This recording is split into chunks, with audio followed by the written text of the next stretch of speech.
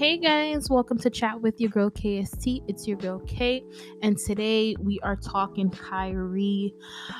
It seems as if the anti-Semitic conversation is a never-ending one, so let's jump into it. He was recently told that in order for him, as you guys know, he is suspended. In order for him to return to his team, he has to do these 6 things. He has to apologize / condemn the movie.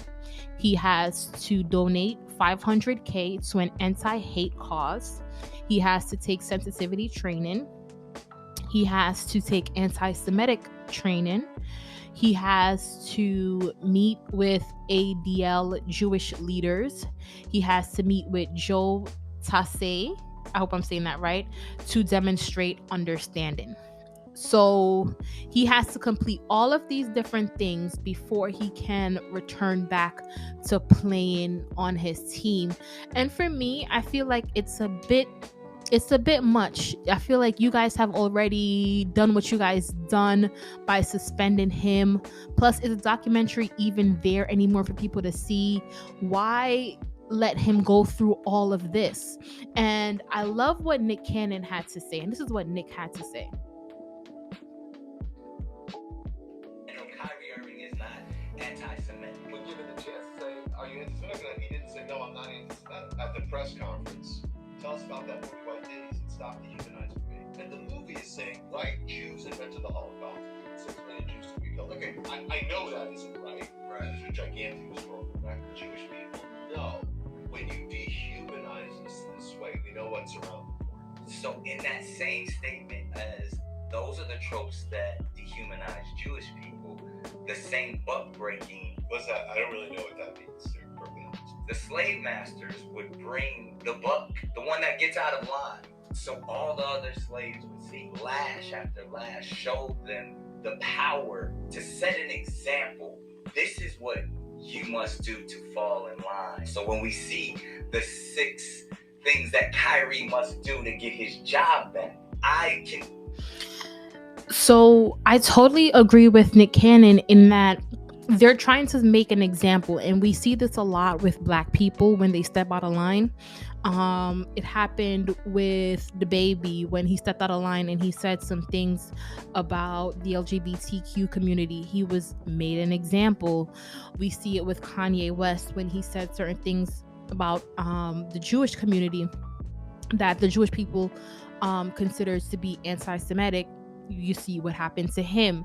Now it's the same thing with Kyrie Irving, where he said not even that he said anything. He literally posted a link to a documentary and they assumed it or perceived it as an anti-Semitic documentary.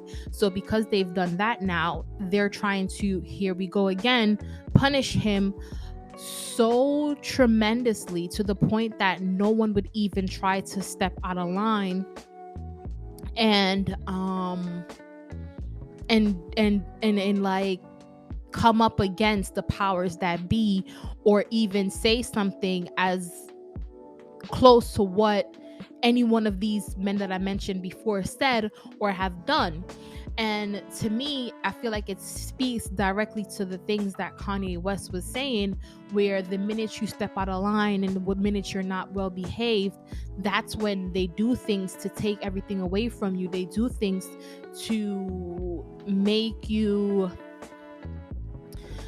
to just kind of conform you back to, or make you, or bring you back in line to what the powers that be want, where they want you to be. And I feel like that's not fair. I feel like at the end of the day, the punishment should always fit the crime. It should always fit the bill.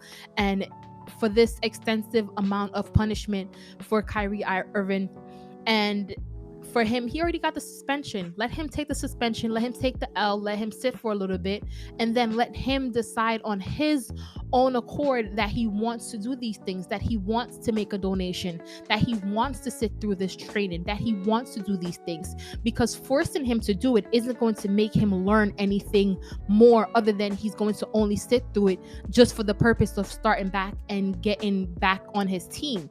He wouldn't be doing it because he wouldn't be sitting down digesting the information, because he's not doing it because it's something that he wholeheartedly want to do. We've all been in that situation where you've been punished, and because you're being punished, you have to do something. Your heart is not in it. And if your mind and your heart is not in it, you're not going to be receptive and learn what needs to be learned. So you have to let Kyrie Irving want to do these things, to go to these things, especially if he feels as if he didn't do anything wrong in the first place, saying that, hey, I didn't post a link to an anti-Semitic documentary, I just posted a link to a regular documentary. Trying to penalize him now is not going to register. The lesson that you guys are trying to teach him is not going to register, especially if it's coming from somebody who doesn't even see that they did anything wrong. And I personally don't think that he did anything wrong. I didn't watch the documentary, but just posting a link to a documentary, that's like me saying, oh, hey guys, watch this cool informative show. Boom, look at it. What is wrong with that? What deserves such deep consequences for posting a documentary? And I love what Nick Cannon had to say about this. But nonetheless, like I mentioned before, the anti-Semitic conversation continues. And for those who don't know what anti-Semitic means, it means to be racist towards Jewish people.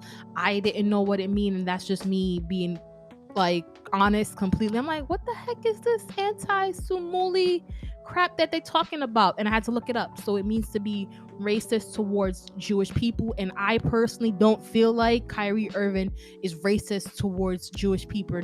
Neither do I feel like Kanye West is racist towards Jewish people.